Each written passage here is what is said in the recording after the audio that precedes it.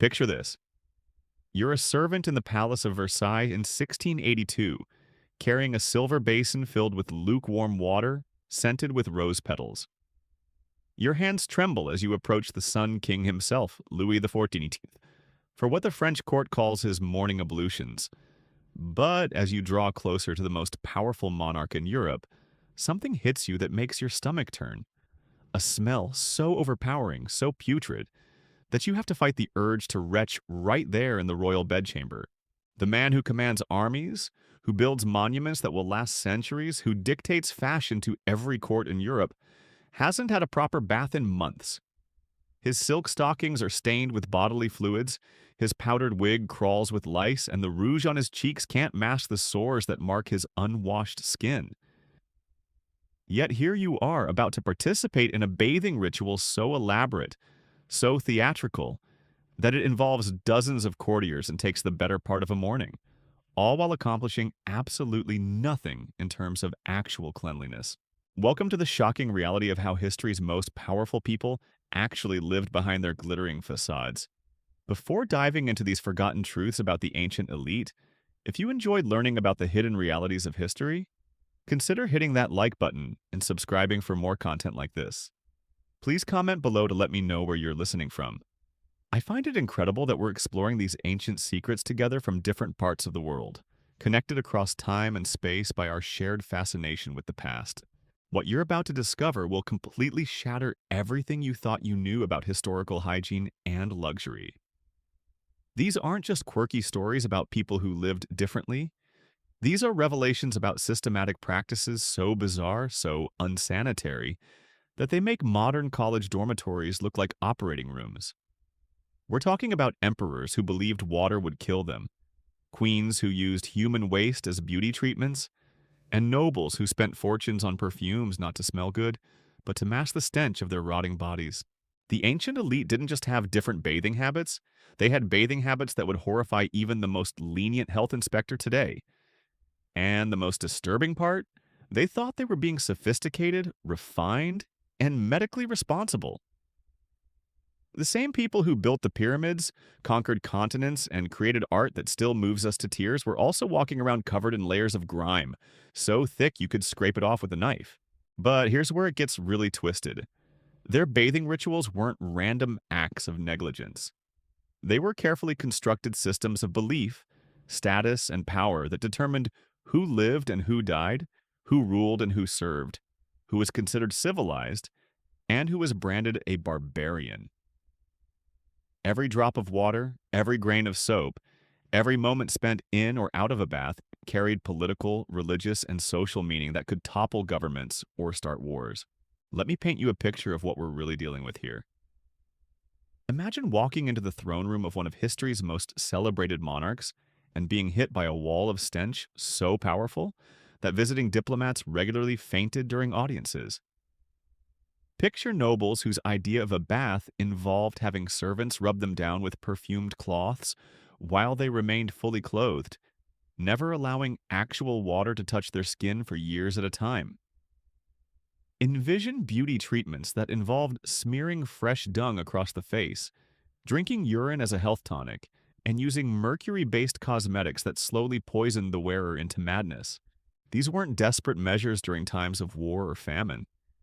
These were the preferred practices of people with unlimited resources, the finest physicians money could buy, and access to every luxury their civilizations could produce. They chose to live this way because they believed it made them superior to common people who, ironically, were often significantly cleaner than their rulers. The rabbit hole goes deeper than you can possibly imagine. We're going to explore civilizations where bathing was considered a sign of moral weakness, where clean people were literally outlawed, and where the wealthy paid enormous sums for the privilege of wallowing in their own filth, while convinced they were achieving the height of sophistication. We'll meet emperors who died from infections caused by their refusal to wash, queens whose beauty regimens involved substances so toxic they're now classified as chemical weapons, and entire royal courts that functioned as walking biological disasters. But this isn't just about pointing and laughing at historical figures who made poor hygiene choices.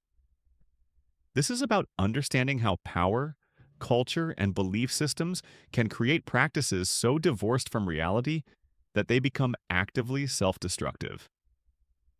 These bathing habits reveal something profound about human nature: how we can convince ourselves that obviously harmful behaviors are actually beneficial when they're wrapped in the right cultural packaging. The ancient elite's relationship with cleanliness exposes the terrifying truth about how easily societies can normalize the abnormal, celebrate the dangerous, and turn survival instincts completely upside down. When you have enough power and wealth, apparently, you can even convince yourself that dirt is divine and disease is dignified. What makes these stories particularly haunting is how they mirror patterns we see throughout history. And even today, the same psychological mechanisms that convinced Roman emperors to avoid baths because water was supposedly weakening are still operating in modern societies, just with different substances and different justifications. The human capacity for self-deception in service of status and power appears to be eternal. As we journey through these shocking revelations about historical hygiene, you'll discover that the most powerful people in history weren't just dirty. They were systematically, religiously, philosophically committed to staying dirty. And they built entire civilizations around this commitment, creating systems of knowledge, medicine, and culture that supported their bizarre relationship with cleanliness. We're going to start our exploration in ancient Rome, where the very people who built the most sophisticated bathing infrastructure in human history also developed some of the most counterintuitive ideas about when and how to use it. Then we'll travel to medieval Europe, where Christian theology transformed bathing from a luxury into a sin, creating centuries of systematic filth among the ruling classes. From there, we'll examine the Renaissance courts where appearance mattered more than reality, leading to cosmetic practices that were literally lethal. But first, let me give you a preview of just how extreme these practices could get. In the court of Elizabeth I, widely considered one of history's most successful monarchs, courtiers would go months without changing their undergarments because the queen believed that frequent washing weakened the body's natural defenses. The same woman who defeated the Spanish Armada and ushered in England's golden age also had teeth so blackened by decay and breath so foul that foreign ambassadors mentioned it in their official reports home. Or consider the Palace of Versailles during its height under Louis XIV, the most magnificent royal residence ever constructed, a monument to human artistic achievement and architectural brilliance, was also a cesspit of human waste and body odor that visitors could smell from miles away. The gardens that still attract millions of tourists were originally designed not just for beauty, but to provide places where courtiers could relieve themselves, since the palace had virtually no functional sanitation systems. These weren't accidents or oversights. They were the inevitable results of belief systems that prioritized image over substance, tradition over innovation, and social status over basic human health. The ancient elite didn't fail to stay clean despite their wealth and power. They stayed dirty because of their wealth and power, because cleanliness was associated with the lower classes and they needed to distinguish themselves from common people in every possible way.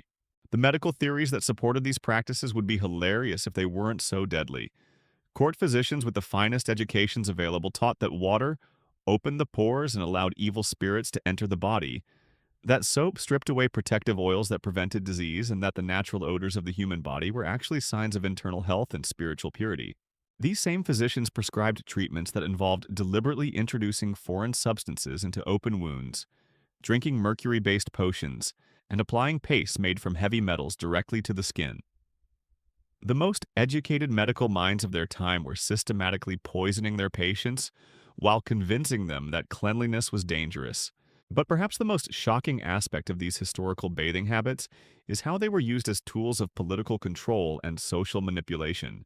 Cleanliness became a marker of class distinction, with different rules for different social levels.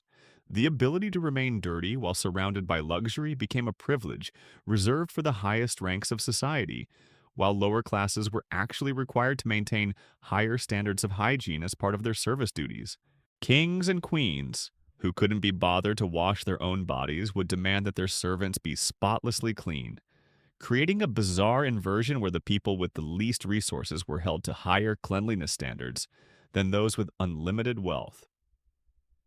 This wasn't hypocrisy. It was a deliberate system designed to reinforce social hierarchies through the most intimate aspects of daily life. The economic implications of these practices were staggering.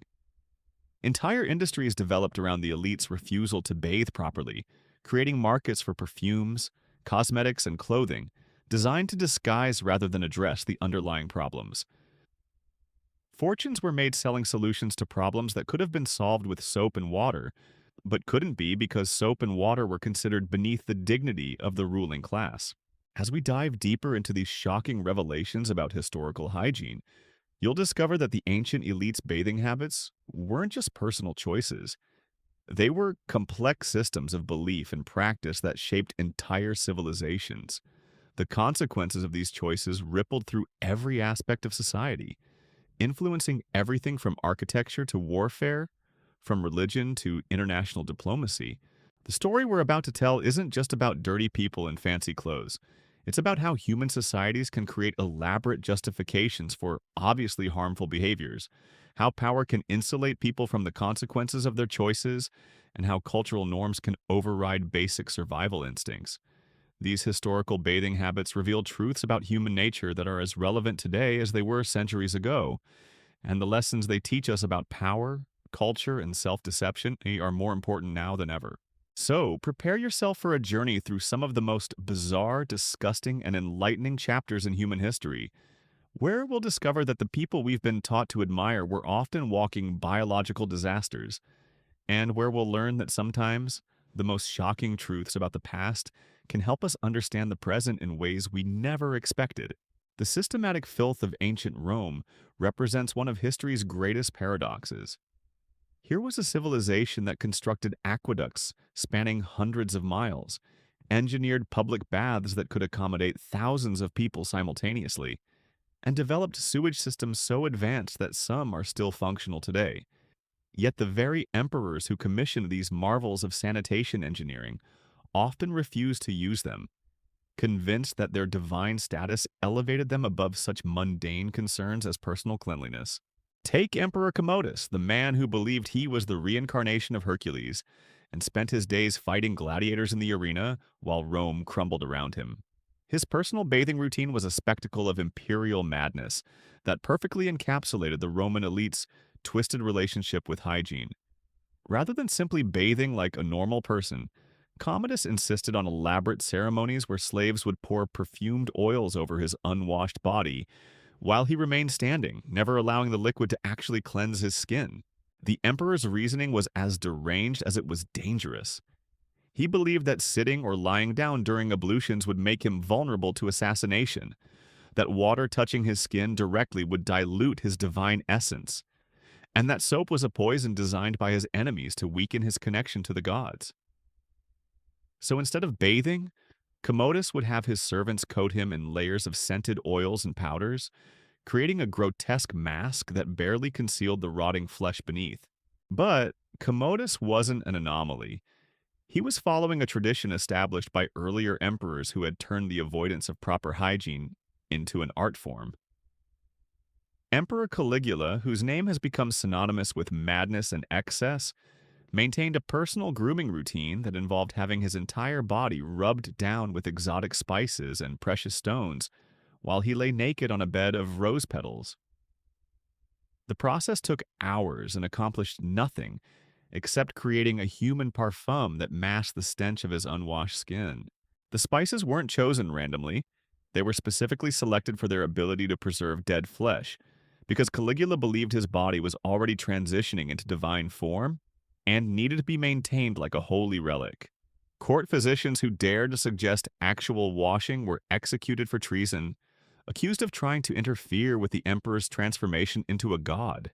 What makes these practices even more disturbing is how they were justified by the finest medical minds of the Roman Empire. The personal physician to Marcus Aurelius, one of Rome's most celebrated philosophical emperors, wrote extensive treatises explaining why frequent bathing was medically dangerous for people of imperial blood. According to these learned doctors, the divine essence that flowed through royal veins was water-soluble and would literally drain away if exposed to too much moisture. This medical theory led to bathing practices that were not just ineffective but actively harmful. Instead of water, Roman nobles would cleanse themselves with wine, believing that alcohol would purify their skin without diluting their divine essence. The wine would be heated to body temperature and applied with silk cloths, but never in quantities sufficient to actually remove dirt or bacteria. The result was skin that was simultaneously sticky from dried wine residue and grimy from accumulated filth, a perfect breeding ground for the infections that killed many Roman aristocrats. The wine bathing ritual became so elaborate that it required an entire staff of specialized servants. There were wine tasters who would sample each batch to ensure it was worthy of imperial skin, wine warmers who maintained the perfect temperature using heated stones, and wine appliers who had trained for years to master the precise technique of cloth application that would cleanse without actually cleaning. These servants were required to maintain standards of cleanliness that their masters refused to achieve themselves. They had to bathe daily in hot water with harsh soaps, scrubbing their skin until it was raw to ensure they wouldn't contaminate their filthy employers with foreign dirt. The cognitive dissonance was staggering. Servants were punished for being dirty while serving masters who were systematically filthier than the poorest beggars in Rome's streets. But the Roman elite's aversion to proper bathing extended beyond mere personal preference into the realm of political philosophy. Clean people were considered morally suspect, too concerned with earthly pleasures to focus on higher spiritual matters. Senators who appeared too well-groomed faced accusations of effeminacy and foreign influence, while those who embraced strategic filthiness were praised for their masculine virtues and Roman authenticity. This created a bizarre competition among the aristocracy to see who could achieve the most sophisticated form of dirtiness. Wealthy Romans would spend fortunes on rare perfumes and exotic oils, not to smell pleasant, but to create signature odors that would distinguish their particular brand of filth from everyone else's. A senator's personal scent became as recognizable as his family name, and olfactory experts could identify political alliances and social hierarchies simply by analyzing the complex bouquet of smells emanating from different aristocratic factions. The perfume industry that developed around this systematic avoidance of cleanliness became one of Rome's most profitable enterprises. Master perfumers commanded salaries higher than military generals, and their workshops were guarded like state secrets because the formulas for masking human decay were considered matters of national security. A politician's perfumer could make or break careers by creating scent profiles that enhanced rather than disguised their clients' natural odors. The most successful perfumes weren't designed to smell good in the conventional sense. They were engineered to smell expensive, complex, and deliberately artificial. The goal was to create an olfactory signature so obviously constructed and costly that it would immediately communicate the wearer's wealth and status to anyone within smelling distance. Natural human odors, no matter how pungent, were considered more authentic and therefore more aristocratic than artificial cleanliness. This philosophy extended to the famous Roman baths, which became less about bathing and more about political theater. The wealthy would arrive at the baths not to get clean, but to display their elaborate avoidance of actual cleanliness. They would spend hours in the complex, moving from room to room in ceremonial processions, but never actually entering the water. Instead, they would have servants splash small amounts of bathwater on their clothed bodies, while they remained standing on elevated platforms, demonstrating their participation in bathing culture while avoiding the vulgar reality of getting wet. The architectural design of Roman baths was modified to accommodate this theatrical approach to hygiene. Special viewing areas were constructed where the elite could observe the bathing process without participating, and elevated walkways allowed them to tour the facilities while remaining literally above the water. The most expensive sections of the baths were the areas furthest from the actual bathing pools, where aristocrats could socialize and conduct business while maintaining their carefully cultivated filthiness. Roman engineers, the same brilliant minds who constructed roads and aqueducts that lasted centuries, were commissioned to design elaborate systems for avoiding water contact. They created steam chambers where nobles could experience the heat and humidity of bathing without the cleansing effects, and developed techniques for applying oils and perfumes that would give the appearance of post-bath grooming, without the inconvenience of actual washing. The medical establishment supported these practices with increasingly elaborate theories about the dangers of excessive cleanliness. Court physicians taught that the human body produced natural oils and secretions that were essential for health, and that washing these substances away would leave the skin vulnerable to disease and evil influences. They prescribed specific schedules for limited washing, perhaps once per month for the hands and face, but never for the entire body, which they claimed would cause immediate death from shock. These same physicians recommended treatments that involved deliberately introducing foreign substances into the body through unwashed skin. They believed that the accumulated grime and oils on unwashed flesh would filter and purify medicines, making them more effective than if applied to clean skin. Patients were instructed to avoid washing for weeks before medical procedures to ensure their natural protective coating was at full strength. The result was a ruling class that was systematically poisoning itself while convinced it was achieving the height of medical sophistication. Roman aristocrats suffered from skin diseases, respiratory infections, and parasitic infestations at rates that would have been shocking in the poorest neighborhoods. But these conditions were interpreted as signs of spiritual refinement rather than basic hygiene failures.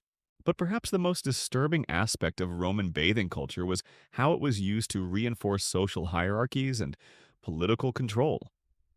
Access to actual cleanliness became a privilege reserved for the lower classes, while the right to remain dirty was a marker of elite status. Slaves and servants were required to maintain standards of hygiene that their masters proudly rejected, creating a world where cleanliness was literally a sign of social inferiority. This inversion of normal hygiene standards wasn't accidental.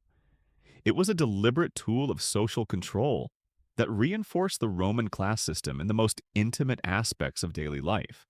By making dirtiness a privilege and cleanliness a burden, the aristocracy created a system where rebellion against social norms would require embracing the very thing that marked someone as lower class. A clean aristocrat was immediately suspect, assumed to be either a foreign agent or someone with dangerous democratic sympathies who refused to accept their proper place in the social hierarchy. The consequences of this systematic filth were as predictable as they were devastating. Roman aristocrats died from diseases that could have been prevented with soap and water, but their deaths were celebrated as martyrdom to higher principles. When Emperor Claudius succumbed to what was almost certainly a bacterial infection caused by his refusal to wash properly, court historians praised his dedication to maintaining the divine essence that common cleanliness would have corrupted. The infection that killed Claudius began as a small cut on his unwashed hand that became infected because he refused to clean the wound. His physicians, following established medical doctrine, treated the infection by applying more dirt and oils to the affected area, believing that foreign contamination required native contamination to achieve balance. As the infection spread up his arm, turning his skin black and filling his blood with poison, the medical establishment doubled down on their theories, prescribing increasingly elaborate applications of filth-based remedies. Claudius spent his final weeks in agony, his body consumed by an infection that could have been stopped with basic hygiene, while his physicians praised his suffering as evidence of his spiritual superiority. They interpreted his fever as divine fire purifying his soul, his delirium as prophetic visions, and his eventual death as a triumphant ascension to godhood rather than the preventable medical disaster it actually was. But the Roman approach to avoiding cleanliness reached its most grotesque expression during the reign of Emperor Elagabalus, whose bathing rituals combined religious mania with medical ignorance in ways that horrified even his jaded contemporaries.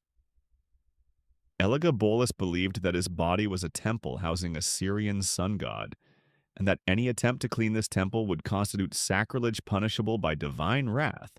Instead of bathing, Elagabalus would have his servants cover his entire body with a mixture of honey, crushed pearls, and the blood of sacrificed animals, creating a sticky coating that attracted insects and bacteria while supposedly attracting divine favor. This grotesque mixture would be applied daily but never removed, creating layers of accumulated filth that built up over months until his skin was barely visible beneath the crusted residue. The emperor's appearance became so disturbing that even his closest advisors struggled to remain in his presence for extended periods. Foreign ambassadors reported that meetings with Elagabalus had to be conducted from across large rooms because the smell emanating from his coated body was literally unbearable at close range. Yet the emperor interpreted these reactions as evidence of his divine power, believing that mortals were overwhelmed by proximity to godhood rather than repulsed by his systematic self-neglect. Elagabalus took his anti-bathing philosophy so seriously that he outlawed soap throughout the Roman Empire, declaring it a foreign poison designed to weaken Roman virtue. Citizens caught with soap faced imprisonment, while those who continued bathing regularly were branded as traitors and enemies of the state. The emperor's personal guard was instructed to arrest anyone who appeared too clean, operating under the assumption that excessive hygiene indicated foreign allegiance or revolutionary sympathies. The soap prohibition created a thriving black market where Roman citizens paid enormous sums for smuggled cleaning supplies, risking their lives for the privilege of basic hygiene. Underground bathing houses operated in secret, hidden in the basements of private homes, where people could wash without being detected by imperial agents.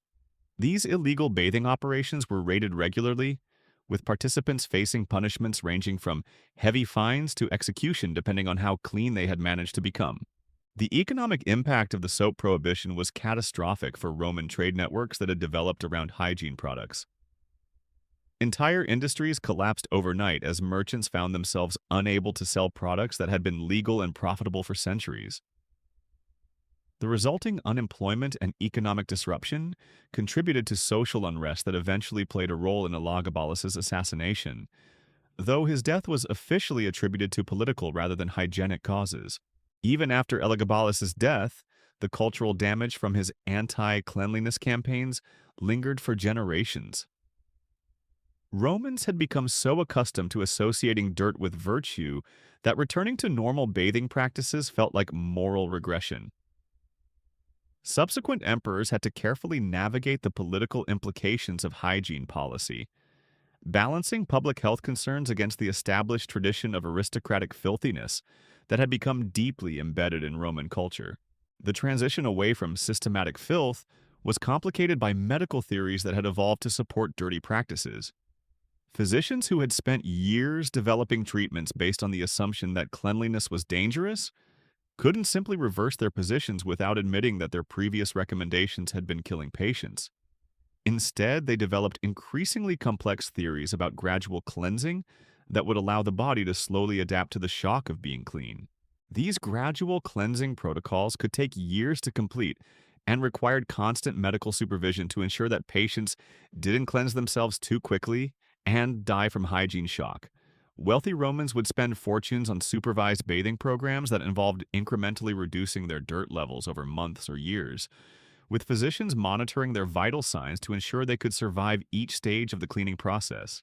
But the most lasting legacy of Roman anti-bathing culture wasn't medical or economic, it was psychological. The association between dirt and status had become so deeply ingrained in Roman aristocratic identity that many nobles genuinely couldn't conceive of themselves as clean people.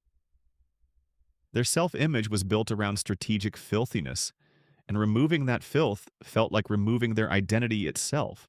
This psychological attachment to dirt created a form of hygiene dysmorphia where clean Romans felt exposed and vulnerable, convinced that their washed skin made them appear common and unworthy of respect. They would apply artificial dirt and oils immediately after bathing to restore their sense of aristocratic authenticity, defeating the purpose of washing while maintaining the ritual of cleanliness that social pressure demanded.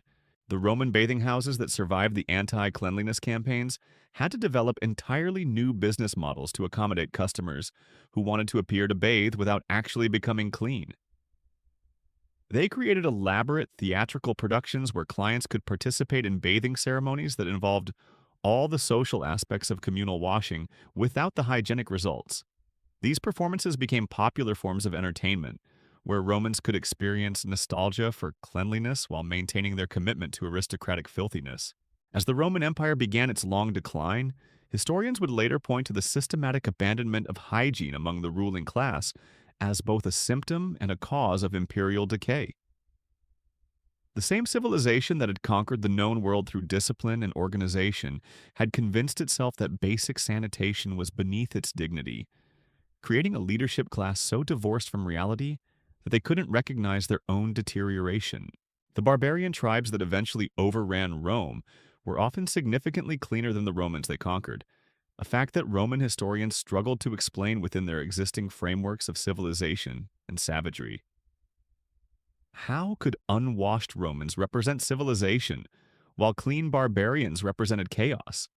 The cognitive dissonance was so severe that many Roman chroniclers simply refused to acknowledge the hygiene disparity, maintaining the fiction of Roman cleanliness superiority even as they documented their own systematic filthiness. But perhaps the most tragic aspect of Roman bathing culture was how it influenced subsequent civilizations that looked to Rome as a model of sophistication and power. The systematic avoidance of hygiene that had developed as a marker of Roman aristocratic status was exported throughout the empire and beyond, creating traditions of elite filthiness that would persist for centuries after Rome itself had fallen.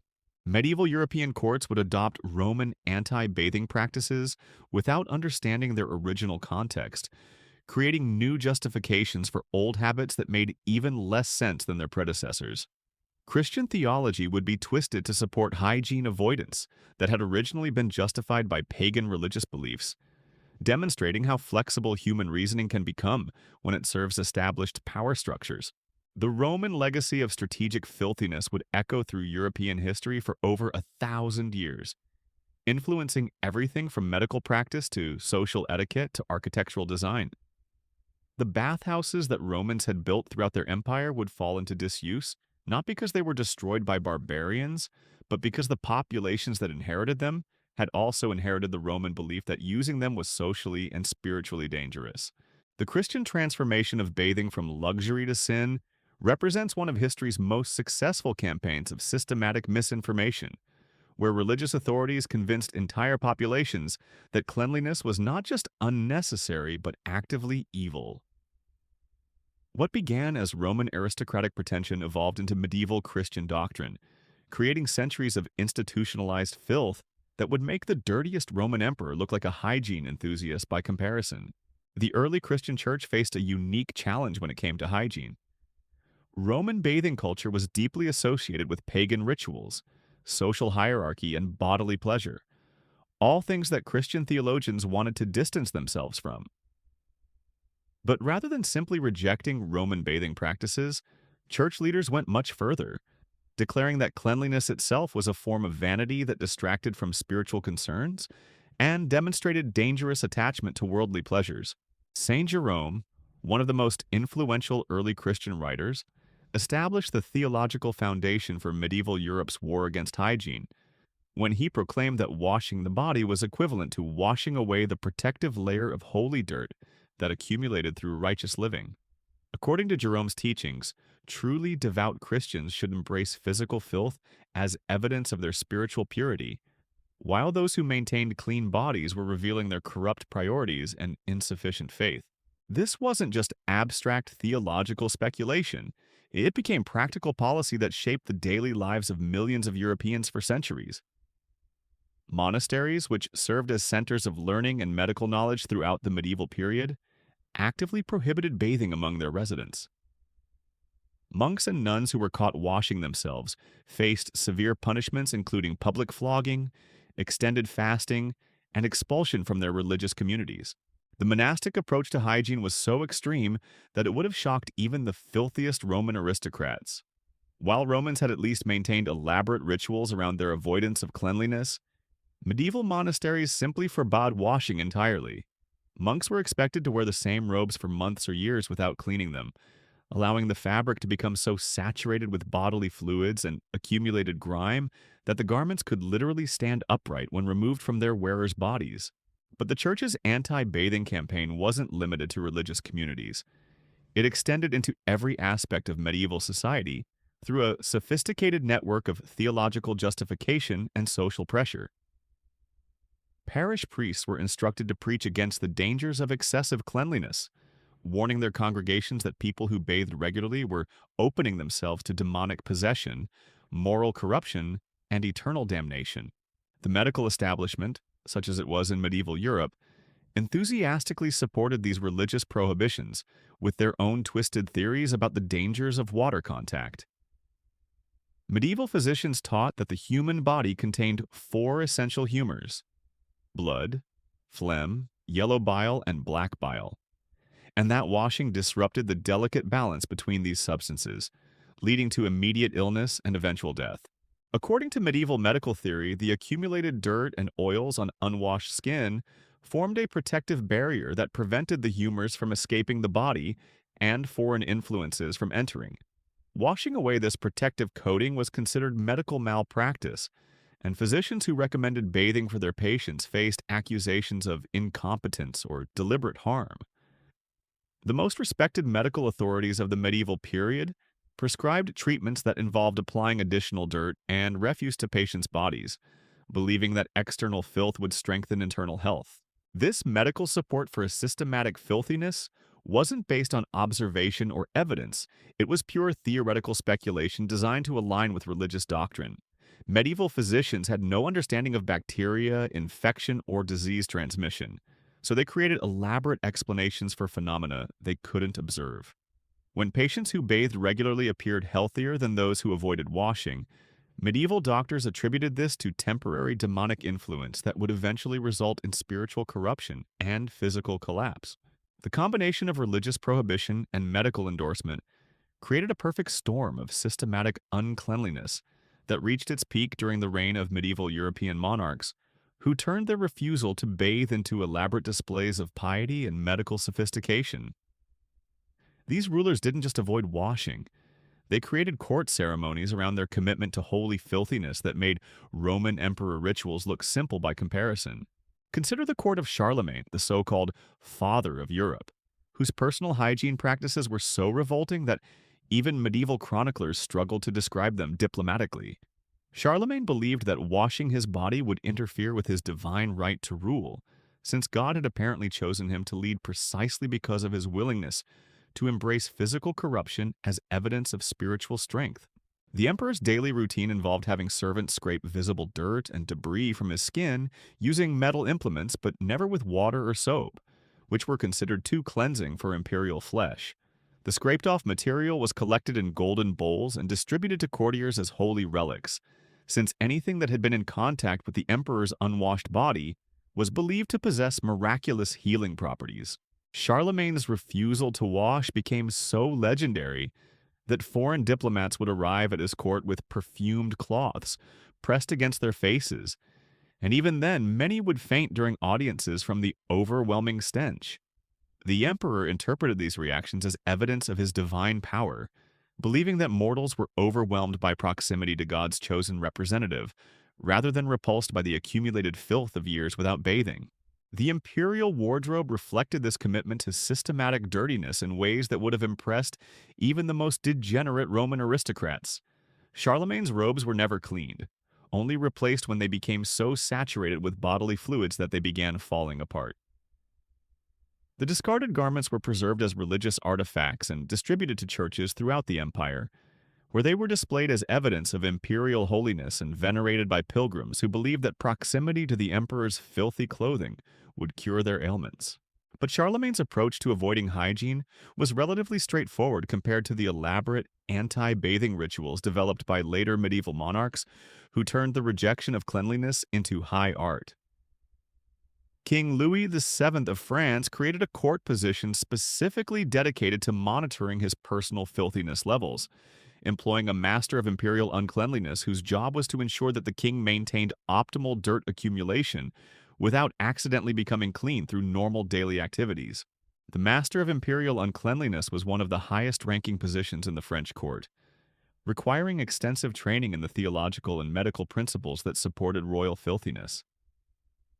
This official would examine the king's body daily, measuring dirt levels, analyzing odor intensity, and recommending adjustments to ensure that Louis maintained the perfect balance of corruption that demonstrated both piety and royal authority. The position came with an extensive staff of assistant dirt monitors who specialized in different aspects of imperial uncleanliness. There were experts in measuring skin oil accumulation, specialists in cataloging different types of bodily odors, and technicians who maintained the complex equipment used to apply additional filth when natural accumulation was insufficient. The entire operation resembled a reverse spa, dedicated to achieving maximum dirtiness through scientific precision. Louis VII's commitment to systematic filthiness was so extreme that he required his entire court to maintain similar standards of uncleanliness as a demonstration of loyalty and shared values. Courtiers who appeared too clean-faced accusations of disloyalty, foreign influence, or insufficient faith, while those who achieved particularly impressive levels of accumulated grime were rewarded with titles, land grants, and marriage opportunities. This created a competitive environment where French nobles vied with each other to achieve the most sophisticated forms of dirtiness, spending enormous sums on rare substances that would enhance their natural odors and create signature scent profiles that would distinguish them from their rivals. The perfume industry that developed around this competition was completely different from its Roman predecessor. Instead of masking unpleasant odors, medieval perfumes were designed to enhance and amplify natural body smells, creating complex olfactory experiences that communicated wealth, status, and religious devotion simultaneously. The most expensive perfumes weren't designed to smell pleasant, but to smell holy, incorporating ingredients that were associated with religious significance rather than aromatic appeal. Crushed bones from saints, soil from holy sites, and water that had been blessed by high-ranking church officials were combined with traditional perfume bases to create scents that would demonstrate the wearer's spiritual priorities, while enhancing their commitment to physical corruption. Medieval perfumers became some of the most influential figures in European courts, wielding power comparable to military advisors or financial ministers because their products could make or break political careers. A nobleman's perfumer had access to intimate details about their client's body chemistry, personal habits, and social ambitions, making them valuable sources of intelligence and potential threats to their employers' reputations. The complexity of medieval perfume formulations rivaled modern chemistry in their sophistication, but the goals were completely inverted from contemporary standards. Instead of creating pleasant scents, medieval perfumers were engineering olfactory experiences that would communicate complex social and religious messages to educated audiences while repelling common people who lacked the cultural knowledge to appreciate aristocratic stench. These perfumes were applied to unwashed bodies, using techniques that required years of training to master properly. The goal wasn't to cover natural odors, but to create harmonious blends where artificial scents would complement and enhance the wearer's accumulated filth, producing signature aromas that could be identified from considerable distances by those familiar with court protocols. The application process itself became a form of court entertainment, with perfuming ceremonies that could last for hours and involved dozens of servants working with specialized tools to achieve the perfect balance of natural and artificial odors. These events were attended by other nobles who would offer commentary and criticism on the artistic merits of different scent combinations, treating the enhancement of human stench as a legitimate art form worthy of serious aesthetic consideration. But perhaps the most disturbing aspect of medieval anti-bathing culture was how it affected the treatment of women, who faced additional restrictions and expectations around their rejection of cleanliness.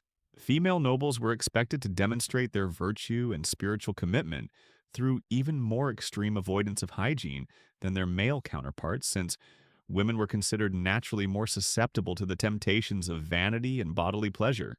Medieval women's fashion was specifically designed to accommodate and enhance systematic filthiness, with layers of heavy fabrics that would trap body odors and absorb bodily fluids, while preventing any accidental cleansing that might occur from contact with water or other cleaning agents. The most expensive women's clothing was treated with special chemicals that would repel water and prevent washing, ensuring that aristocratic ladies could maintain their commitment to holy dirtiness even in adverse weather conditions. The elaborate headdresses and veils worn by medieval noblewomen served multiple purposes related to their systematic uncleanliness.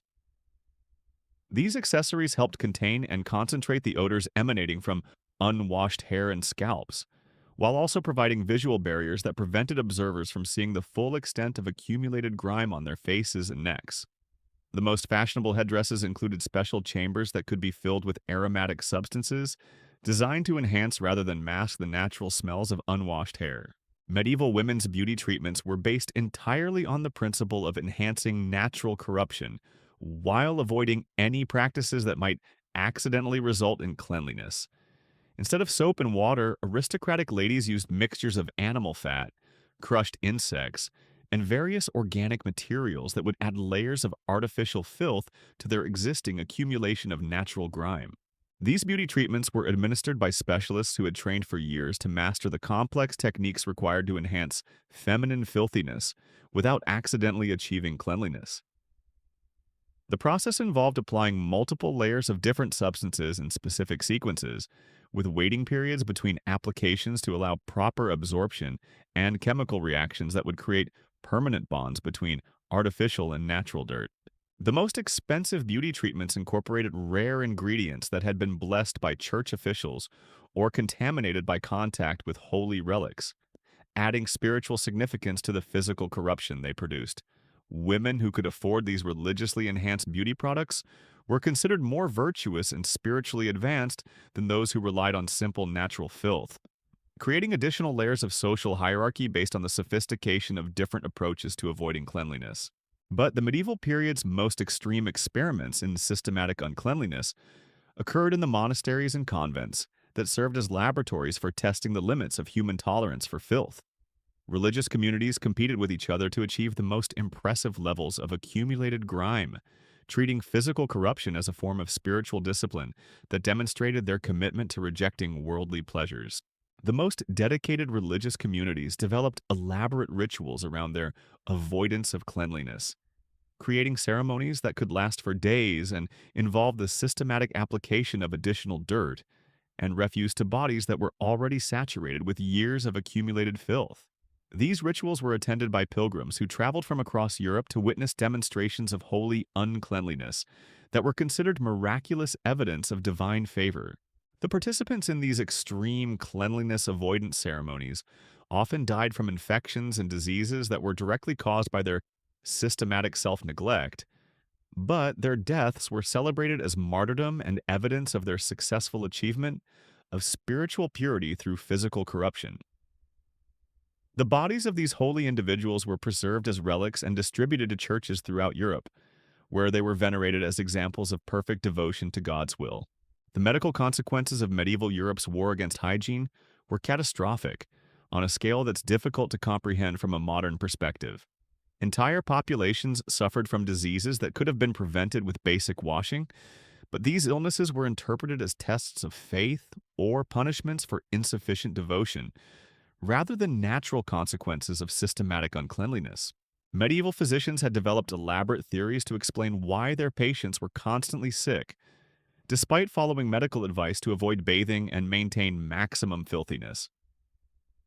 These explanations involved complex interactions between humors, celestial influences, and moral factors that required extensive education to understand properly, creating a professional class of medical experts whose primary qualification was their ability to rationalize obviously harmful practices.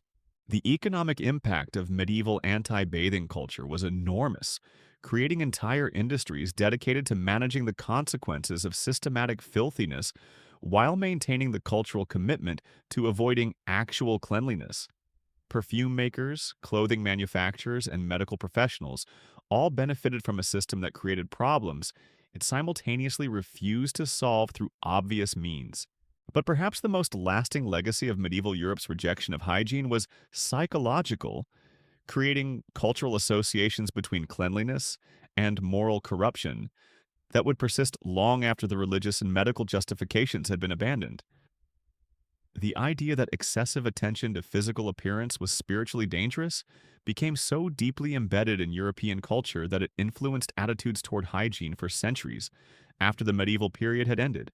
This psychological legacy would shape the development of Renaissance and early modern European society in ways that are still visible today, demonstrating how powerful cultural beliefs about cleanliness and corruption can become when they're supported by religious authority and medical expertise. The medieval period's systematic war against hygiene represents one of history's most successful examples of institutional misinformation, showing how entire civilizations can be convinced to adopt obviously harmful practices when those practices are presented as morally and scientifically superior to common sense alternatives. The transition away from medieval anti-bathing culture would prove to be just as complex and problematic as its original implementation, requiring centuries of gradual change and creating new forms of systematic uncleanliness that would make the medieval period's approach to hygiene look almost reasonable by comparison.